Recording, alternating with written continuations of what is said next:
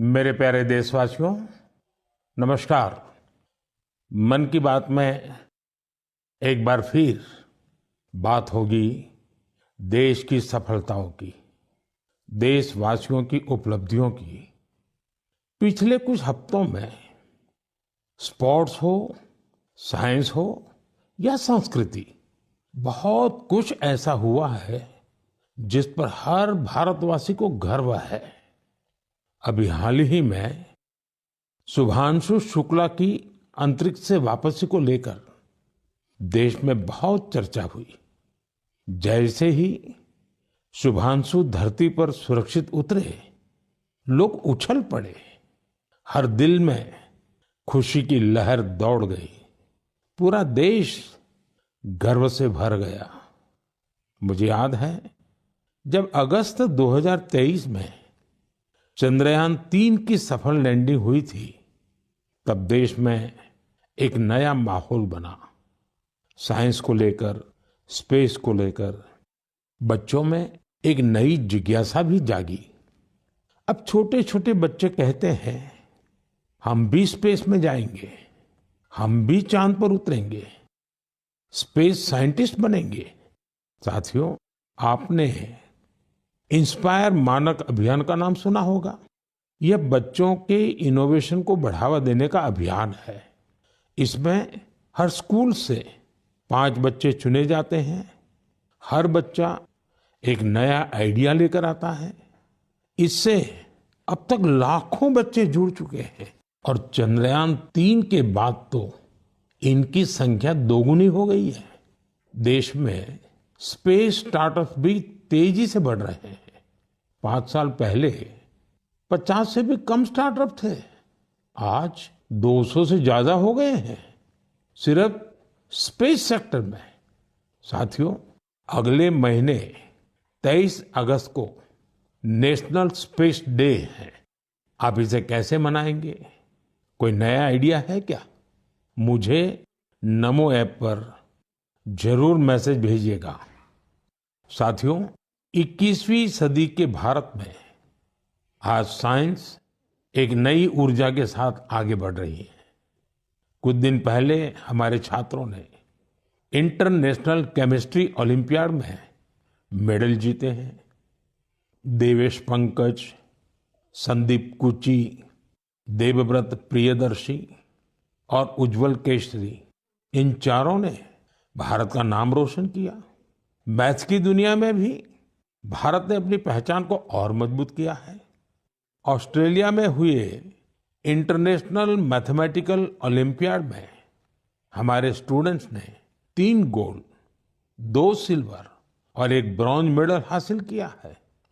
साथियों, अगले महीने मुंबई में एस्ट्रोनॉमी और एस्ट्रोफिजिक्स ओलंपियाड होने जा रहा है। इसमें 60 से ज्यादा देशों के छात्र आएंगे, वैज्ञानिक भी आएंगे। यह अब तक का सबसे बड़ा ओलंपियाड होगा। एक तरह से देखें तो भारत अब ओलंपिक और ओलंपियाड दोनों के लिए आगे बढ़ रहा है। मेरे प्यारे देशवासियों, हम सभी को गर्व से भर देने वाली एक और खबर आई है यूनेस्को से। यूनेस्को ने 12 मराठा किलों को वर्ल्ड हेरिटेज साइट्स के रूप में मान्यता दी है। 11 किले महाराष्ट्र में, 1 किला तमिलनाडु में। हर किले से इतिहास का एक एक पन्ना जुड़ा है। हर पत्थर एक ऐतिहासिक घटना का गवाह है। सल्लेर का किला, जहां मुगलों की हार हुई, शिवनेरी, जहां छत्रपति शिवाजी महाराज का जन्म हुआ, किला ऐसा जिसे दुश्मन भेद न सके। खांदेरी का किला, समुद्र के बीच बना अद्भुत किला। दुश्मन उन्हें रोकना चाहते थे, लेकिन शिवाजी महाराज ने असंभव को संभव करके दिखा दिया। प्रतापगढ़ का किला, जहां अफजल खान पर जीत हुई, उस गाथा की गूंज आज भी किले की दीवारों में समाई है। विजय दुर्ग, जिसमें गुप्त सुरंगें थी, छत्रपति शिवाजी महाराज की दूरदर्शिता का प्रमाण इस किले में मिलता है। मैंने कुछ साल पहले रायगढ़ का दौरा किया था। छत्रपति शिवाजी महाराज की प्रतिमा के सामने नमन किया था।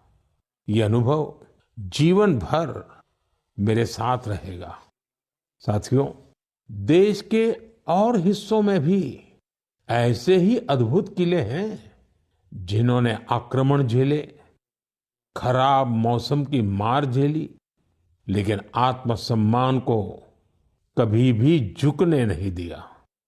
राजस्थान का चित्तौड़गढ़ का किला, कुंभलगढ़ किला, रणथंभौर किला, आमेर किला, जैसलमेर का किला तो विश्व प्रसिद्ध है। कर्नाटका में गुलबर्गा का किला भी बहुत बड़ा है। चित्रदुर्ग के किले की विशालता भी आपको कौतूहल से भर देगी कि उस जमाने में किला बना कैसे होगा। साथियों, उत्तर प्रदेश के बांदा में है कालिंजर किला। महमूद गजनवी ने कई बार इस किले पर हमला किया और हर बार असफल रहा। बुंदेलखंड में ऐसे कई किले हैं। ग्वालियर, झांसी, दतिया, अजयगढ़, गढ़कुंडार, चंदेरी, ये किले सिर्फ ईंट पत्थर नहीं है, ये हमारी संस्कृति के प्रतीक है। संस्कार और स्वाभिमान आज भी इन किलों की ऊंची ऊंची